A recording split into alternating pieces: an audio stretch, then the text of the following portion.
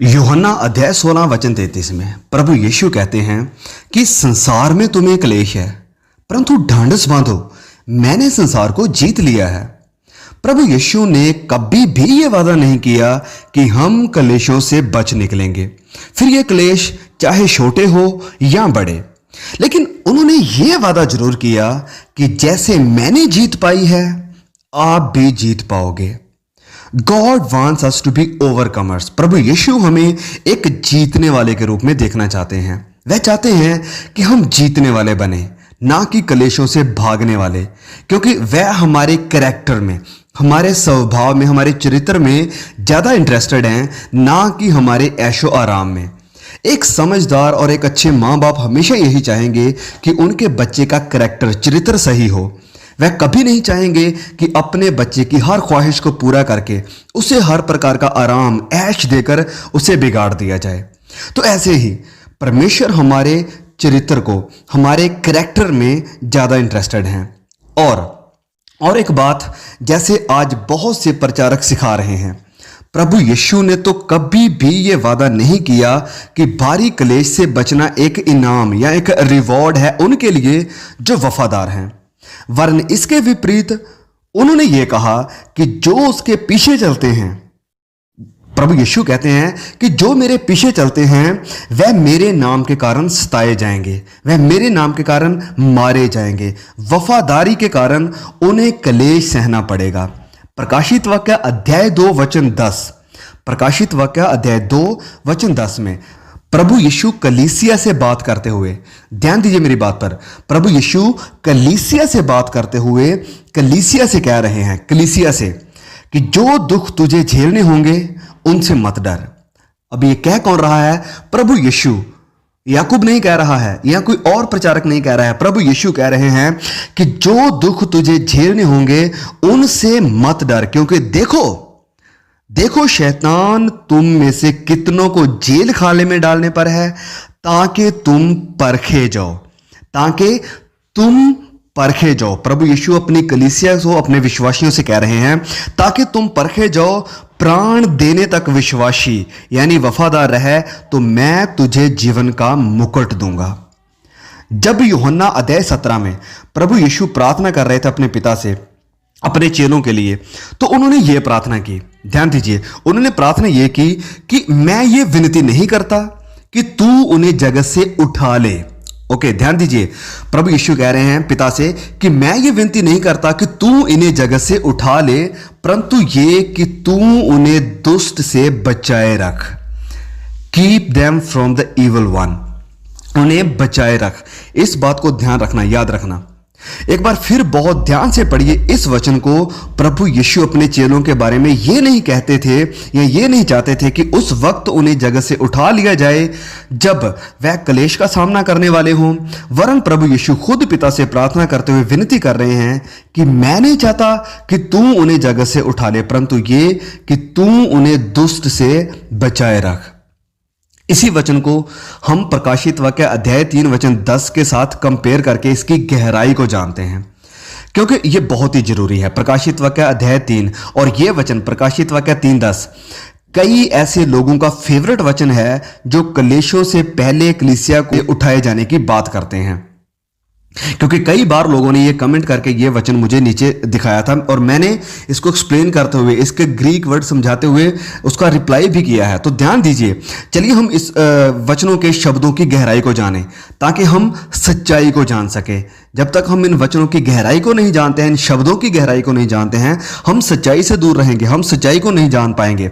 तो चलिए हम जानते हैं कि इसका मतलब क्या है। तो सबसे पहले वचन को पढ़ते हैं। वचन 3 अध्याय 3 वचन 10 लिखा है, तूने मेरे धीरज के वचन को थामा है, इसलिए मैं तुझे परीक्षा के उस समय बचा रखूंगा। परीक्षा के उस समय, ये कौन सी परीक्षा है? ये वही परीक्षा है जिसका जिक्र प्रभु यीशु ने किया था प्रकाशित वाक्य अध्याय 2 वचन 10 में, जब उन्होंने कहा, क्योंकि देखो शैतान तुम में से कितनों को जेल खानों में डालने पर है ताकि तुम परखे जाओ, ताकि तुम परखे जाओ।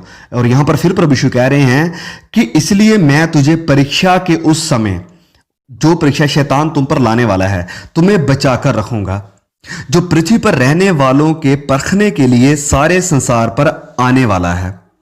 तो सेम शब्द, सेम वर्ड यहां पर भी इस्तेमाल किया गया है जो प्रभु यीशु ने यूहन्ना अध्याय 17 में यूज किया था कि उन्हें बचाए रख। यहां पर भी लिखा है बचा रखूंगा। इंग्लिश में यहां पर दोनों वचनों में लिखा है कीप, और इसका मतलब इस्केप या बचा लिए जाना या उठा लिए जाना बिल्कुल नहीं है। दोनों वचनों में ग्रीक में इसे लिखा गया है टेरेओ। अब टेरेओ का क्या मतलब है? तो टेरेओ का मतलब है किसी को गार्ड करना, रिजर्व करना, संभालना। उम्मीद है आपको फर्क आसानी से अब समझ आ रहा है। ठीक है, तो जो वचन यहां पर इस्तेमाल किया गया है बचा रखूंगा, इंग्लिश में दोनों वचनों पर इसका मतलब है कीप, और ये दोनों शब्दों को लिखने वाला एक ही लेखक है, वो है यूहन्ना। यूहन्ना को लिखने वाला भी और प्रकाशित वाक्य को लिखने वाला भी। तो यहां पर जो वचन है वो है कीप, और ग्रीक में इसका मतलब है टेरेओ, और टेरेओ का असल जो मतलब है वो है संभालना, रिजर्व करना या गार्ड करना। तो परमेश्वर आपको संभालेंगे, वह अपना अनुग्रह आप पर बढ़ाएंगे ताकि आप विश्वास को थामे रहें और आप मजबूत रहें।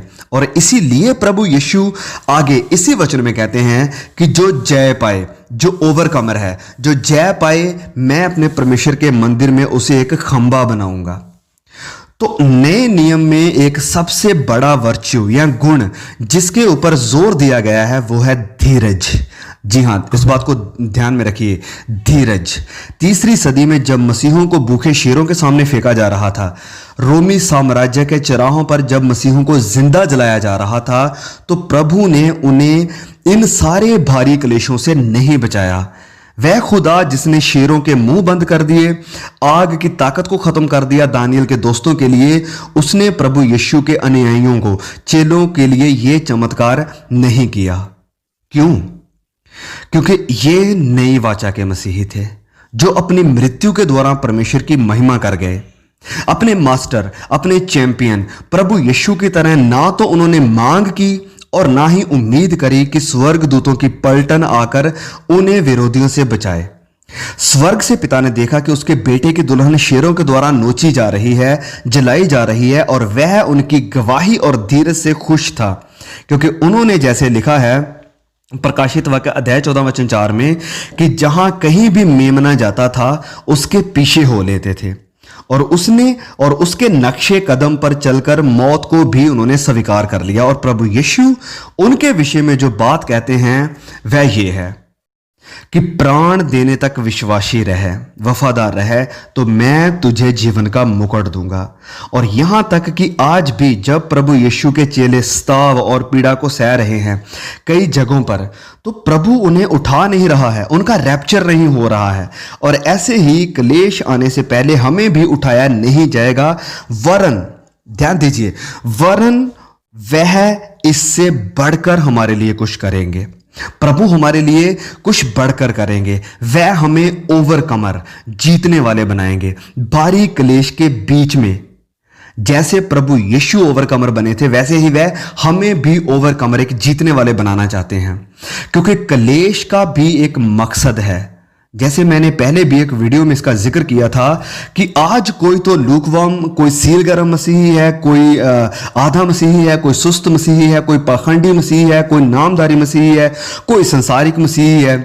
लेकिन एक वक्त ऐसा आने वाला है जब सिर्फ दो तरह के ही लोग इस पृथ्वी पर होंगे। यही वह परख का समय है जिसकी बात प्रभु यीशु ने कही थी। इस परीक्षा, इस परख के समय में दो तरह के लोग इस पृथ्वी पर होंगे, मसीही के पीछे चलने वाले और दूसरा झूठे मसीही यानी एंटी क्राइस्ट के पीछे चलने वाले। मिडिल ग्राउंड सब खत्म हो जाएगी, मिडिल वाले सब लोग खत्म हो जाएंगे। कोई आधा मसीही, लूकवार्म मसीही, नामधारी मसीही, संसारिक मसीही नहीं रहेगा। या तो आप मसीह के हो जाएंगे या फिर आप एंटी क्राइस्ट के हो जाएंगे। ऐसा संदेश आज की कंफर्ट लविंग, आराम और आशीषों के पीछे भागने वाली मसीहत के लिए बहुत ही अजीब है। It's a strange teaching. यह एक ना हजम होने वाला संदेश है, क्योंकि कानों की खुजली मिटाने के लिए हम उन्हीं प्रचारकों को सुनना चाहते हैं जो क्लेश, स्ताव, मसीही के लिए मरने और विश्वास को परखने की बात ही नहीं करते हैं। लेकिन यही वह संदेश है जिसका प्रचार पौलुस ने और प्रेरितों ने किया था पहले मसीहों को, पहली सदी के विश्वासियों को। प्रेरितों के काम अध्याय 14 वचन 22 में लिखा है, और चेलों के मन को स्थिर करते रहे। कौन कौन? पौलुस और बरनबास।